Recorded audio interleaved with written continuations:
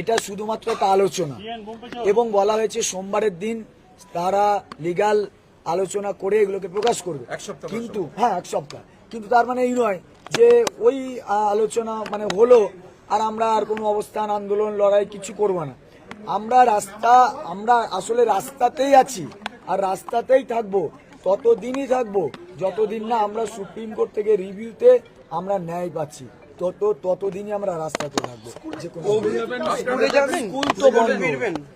আপনারা যা দাবি করেছেন এই যে 22 লক্ষ ওএমআর যোগ্য অযোগ্যের আলাদা তালিকা এবং ওই মিরর ইমেজ প্রত্যেকটা কি দেওয়া সম্ভব বলে স্কুল সার্ভিস কমিশন বলছে? না, 22 লক্ষ ওএমআর আছে, কিন্তু মিরর ইমেজ যেটা, সেই মিরর ইমেজটা ওনারা বললেন সত্যি আমরা বলছি আমাদের কাছে কোনো মিরর ইমেজ নেই।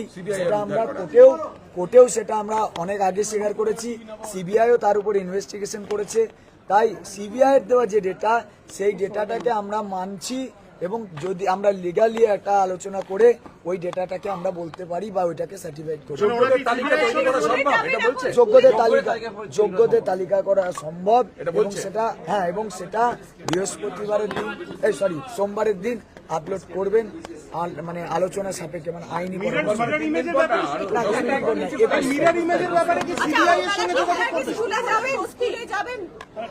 স্কুলে তো যাচ্ছি না, স্কুল তো এখন বন্ধ হয়ে যাচ্ছে, সুপ্রিম কোর্টের জাজমেন্ট আছে, আমরা তো সেই জাজমেন্টকে ভায়োলেট করতে পারছি। একটি অন্য প্রসঙ্গ, অভিজিৎ গঙ্গোপাধ্যায় আপনাদের ওখানে যেখানে অবস্থান চলছে সেখানে অভিজিৎ গঙ্গোপাধ্যায় গিয়েছিলেন এবং তিনি যাওয়ার পর তাকে গো ব্যাক স্লোগান দেওয়া, তাকে একটা আপনাদের তরফ থেকে কেউ না কেউ একটা বিক্ষোভ দেখানো হয়, কি বলবেন?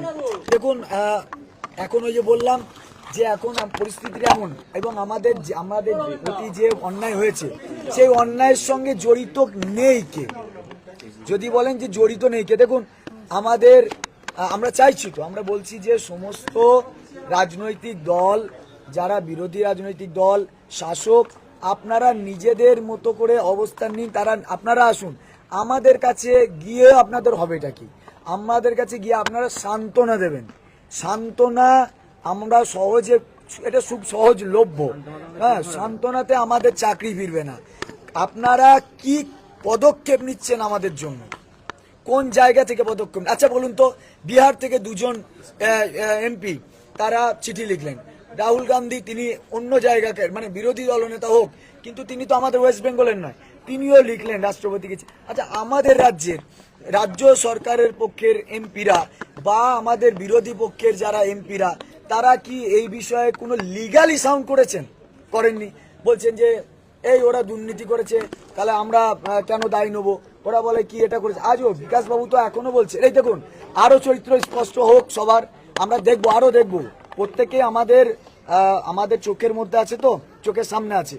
আগামী 17 তারিখ আমাদের যে board, West Bengal board of secondary education, yes, তারা তো একটা মিসলেনিয়াস অ্যাপ্লিকেশন করেছে। সেই মিসলেনিয়াস অ্যাপ্লিকেশনে তারা ফার্দার প্রসেস শুরু করার আগে পর্যন্ত স্কুলগুলো যাতে চালানো যায় ঠিক মতো, সেই চালানো যাতে ঠিকঠাক যায় বা কিছু, তার জন্য তারা একটা মিসলেনিয়াস অ্যাপ্লিকেশন করেছে। তার বিপক্ষের লয়াররাও তো থাকবে সেখানে, যারা আজকে আমাদের বলছে না তোমাদের সঙ্গে অন্যায় হয়েছে, তো তারা পরের দিন কোন স্ট্যান্ড নিচ্ছে তার উপরেও তো আমাদের বিশ্লেষণ হবে, আসলে সেটা সান্ত্বনা নাকি সত্যি করে থাকা। এটা কিন্তু আপনাদের সামনে, সবার সামনে বললাম, যেহেতু বোর্ড অফ সেকেন্ডারি এডুকেশন এটা দিয়েছে, তাতে করে তারা বলেছে যে যারা যোগ্য, তাই যোগ্য শিক্ষক শিক্ষিকারা যাতে যতদিন না রিভিউ, মানে ওরা রিভিউটা বলছে না, যতদিন না প্রসেস শুরু করা যায়।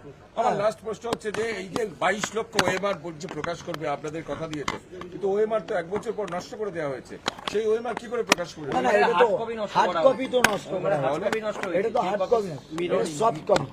মিরর ইমেজ যেটা ভাই সিবিআই এর কাছ থেকে উদ্ধারকৃত,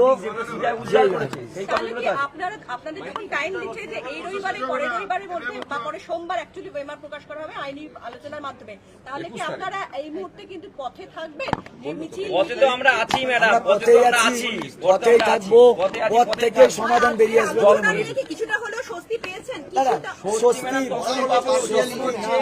যখন হচ্ছে আমাদের দাবি দাবাগুলো বাস্তবায়িত হবে, শুধু আবেদন করা হয়েছে মাত্র। একটা জিনিস ক্লিয়ার হচ্ছে না যে 22 লক্ষ মিরর ইমেজ যেটা সিবিআই এর দপ্তরে আছে, সেটার জন্য কি রাজ্য সরকার সিবিআইয়ের সঙ্গে যোগাযোগ করবে বলছে? সিবিআই জমা দিয়েছে, সিবিআই এসএসসি কে বিরোধ দিয়েছে, সেটা এসএসসির কাছে আছে। এসএসসি তো সুপ্রিম কোর্টে ক্লিয়ারলি বলছে যে ওদের কাছে কোনো ডিজিটাল কপি নেই। সেটা আপনারা একটু একটু বুঝতে বলছেন। আমি বলছি আপনাদের একটু এখান থেকে বন্ধ করে দিই। আমি বলছি আপনাদের একটু বুঝতে ভুল হচ্ছে। প্রথমে আমাদের যখন লিখিত পরীক্ষা হয়, ঠিক আছে, সেই লিখিত পরীক্ষার কিন্তু একটা টেন্ডার হয় যারা হচ্ছে ওএমআর স্ক্যানিং করার জন্য। সেইটা করেছিল নাইসা কি করেছিল, সাব এজেন্ট দিয়েছিল ডেটা স্ক্যানটেক। সেই ডেটা স্ক্যানটেক যখন স্ক্যানিং প্রক্রিয়া সম্পূর্ণ করে তখন কিন্তু নাইসাকে একটা হার্ড ডিস্ক দেয়, একটা এসএসসি কে হার্ড ডিস্ক দেয় এবং একটা নিজের কাছে রাখে। এসএসসির কাছে যে মাদার ডিস্কটা ছিল বা ওএমআর এর মিরর ইমেজ কপিটা ছিল, সেই কপিটা ওনাদের কাছে কোনোভাবে মিসিং হয়, কোনোভাবে হারিয়ে যায়। এবং সিবিআই পরবর্তীকালে কিন্তু ওনাদের অফিসিয়াল থেকে শুরু করে সমস্ত জায়গায় সিজ করেও কিন্তু সেটা খুঁজে পাননি। যখন আমরা ওই মিরর ইমেজের কথা বলি তখন ওনারা এখনো বলছেন যে ওই মিরর ইমেজ খুঁজে পাওয়া সম্ভব নয়, কিন্তু সিবিআই এর উদ্ধার করা যে মিরর ইমেজ কপি, সেই ইমেজ কপিটা ওনারা কিন্তু আইনি পরামর্শের মাধ্যমে আপলোড করবে। 24 লক্ষ আছে, তাতে 22 লক্ষ ওনারা বলছেন সেটা আইনি পরামর্শের মাধ্যমে ওনারা দেখে সেটাকে আপলোড করবেন। এবং আমাদের দাবি ছিল সেখানে যে আমাদের যোগ্য অযোগ্যের লিস্ট, সেই যোগ্য অযোগ্যের লিস্টটাও কিন্তু ওনাদেরকে প্রকাশ করতে হবে, ঠিক আছে। সেই লিস্টটা কিন্তু ওনারা প্রকাশ করবেন বলে আমাদেরকে বলেছেন, কিন্তু আইনি পরামর্শের মাধ্যমে পরবর্তী সোমবারের মধ্যে। আমার নাম সুজয় সর্দার, আমি নন টিচিং স্টাফ। আচ্ছা, আপনারা যে 13 জন ছিলেন, কারা কারা ছিলেন? ওদিক দিয়ে চিন দিয়ে। আচ্ছা, আমরা আজকে মোট 13 জন গেছিলাম। তো ওর মধ্যে অশিক্ষকও ছিলেন, শিক্ষকও ছিলেন, দুজন শিক্ষক ছিলেন, শিক্ষাকর্মী আর শিক্ষক ছিলেন।